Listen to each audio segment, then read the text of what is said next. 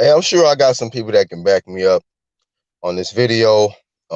First and foremost, man, salute to everybody that's subscribed to the channel. If you're new, go ahead and do that. Subscribe, hit that bell, hit the like button, and big salute to everybody in the UGC, and shout out to the NBBC.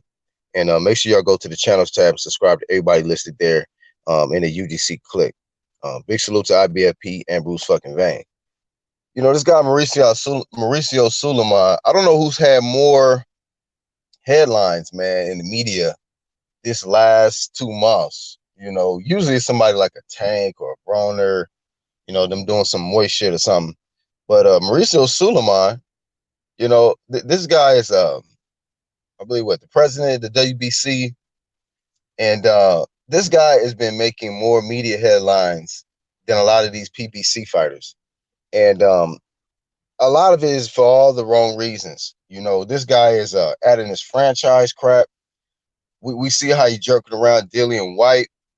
You know, it seems like he just continuously comes up with these new dumb ideas.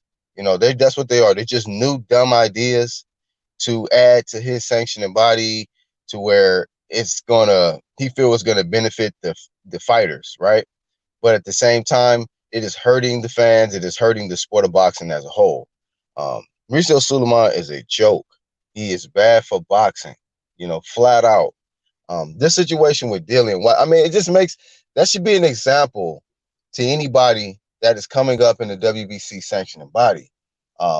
It just basically lets you know that it don't matter how hard you work, you could get up to the #1 spot and you still may not get that title shot, man.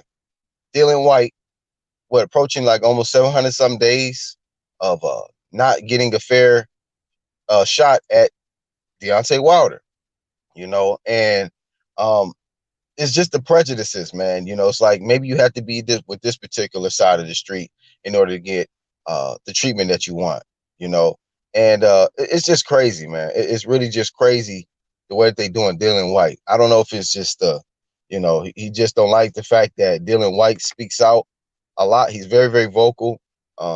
He talks about, you know, testing, you know, guys getting testosterone exemptions and things like that.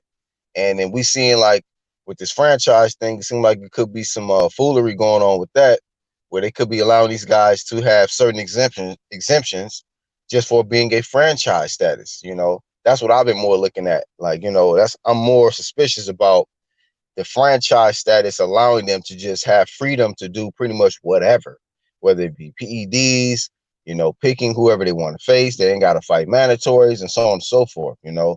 So every time I see a guy get anointed from now on going forward as a franchise, I just look at the history. I want to look at the history of them with testing. If they ever popped dirty for anything, have they been avoiding testing? And so far, the first two people is Canelo Alvarez and Lomachenko. Lomo has not done a great deal of VADA testing. He hasn't. And Canelo Alvarez has popped dirty in the past.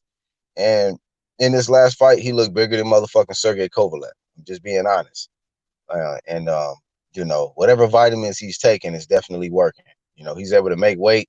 And with Canelo Alvarez's skill level, whatever weight that he make, I'm favoring him to win, no matter who he facing. You see what I'm saying? So, but Mauricio Sulaiman, you know, along with the PBC, he's just in that same category, man. WBC and PBC, they're almost the same to me. You know, they want to actually enable these fighters and make them, uh, give them these different belts and statuses and things like that, and make them feel more accomplished than what they actually are by giving guys hand-me-down belts and stuff.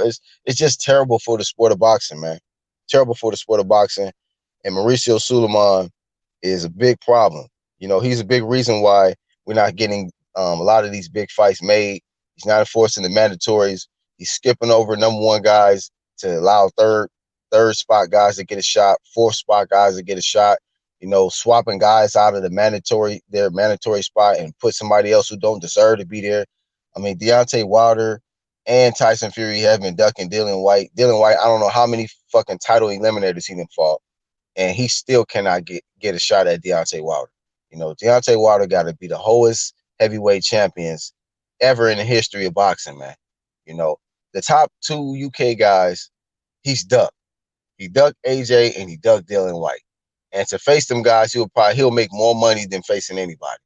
You know, I mean, you can make an argument for the Fury rematch, and he'd make more money facing Fury in that fight than facing Dillian White. But other than that, if he can't get the Fury fight, the next biggest fights he can possibly get outside of Ruiz. But if AJ wins, if AJ wins, then AJ and Dillian White will be the two biggest fights that he can get, in my opinion. So he's ducking the two big guys and, the biggest names, biggest fighters in the UK in the heavyweight division. And it's just like freaking Mauricio SULAIMAN is allowing this shit to go down. He's allowing this shit to go down. So y'all let me know y'all thoughts, man. Just wanted to apply the flame to this, quesadilla and, tamale eating ass motherfucking Mauricio SULAIMAN, and with these dumbass belts. And he's just motherfucking bad for boxing, in my opinion. So shout out to everybody that watched the video. And for ones that don't like the content, we don't give a shit, because truth is the new hate, and we're going to speak real, because Mauricio SULAIMAN is an issue. Once again, y'all go to the channel tab, subscribe to my brothers in the UDC clique, and I'll catch you guys on the next video. Leave your comments below.